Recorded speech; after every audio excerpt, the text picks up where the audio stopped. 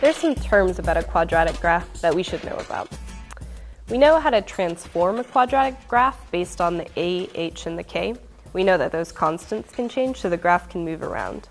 But what are the terms called when we look at a graph? The first thing is a vertex.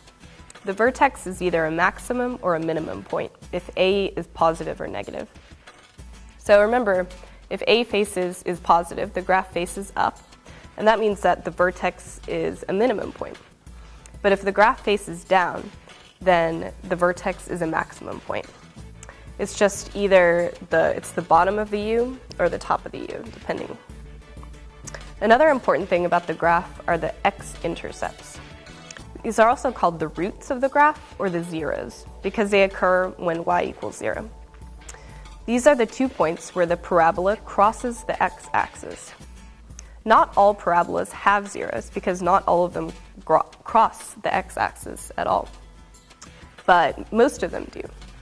Let's look at a graph that does have zeros. Here we can see that the parabola crosses the x-axis at 2 and -1. Those are called the roots of the equation. One more thing that we should know about a quadratic graph is that every point, except for the vertex, has a symmetrical point. That means that the entire graph is a reflection across a vertical axis. The axis could be any y line. It doesn't have to be the y-axis. So for every xy value, there's a corresponding xy value across that line of symmetry. In this example, every point can give a reflected point. 1, 1 is reflected to -1, 1. 2, 4 is reflected to -2, 4. And you can see how they're mirror images of each other across the y-axis in this case. Now that we can find the vertex and the roots of the graph by looking at it, what about when we look at a table of the values? We can actually draw a graph if we're just given the table of the values of the graph. We know that the roots are when the parabola crosses the x-axis, so this must happen when y equals 0. Let's look at this first table. We can find the vertex by looking at the closest similar y values. Here, let's find them. Let's see. The closest y similar values are 1 and 1. In between that is 0. We can look at the x value for that and see that it's also 0. So this vertex is 0, 0. For the roots, we need to find out where, if anywhere, y equals 0. Let's see if it equals 0 anywhere. It doesn't, only at one point, and that's the vertex. That means that this graph doesn't have any roots.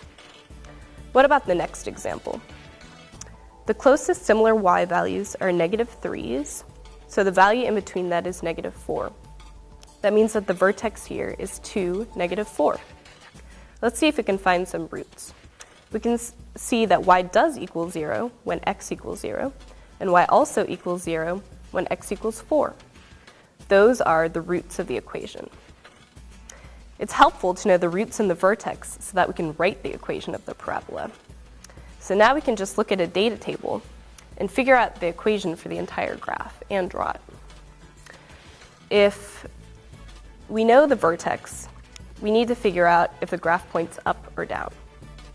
Here we found the vertex at 2, -4, and we found the roots at 0 and 4.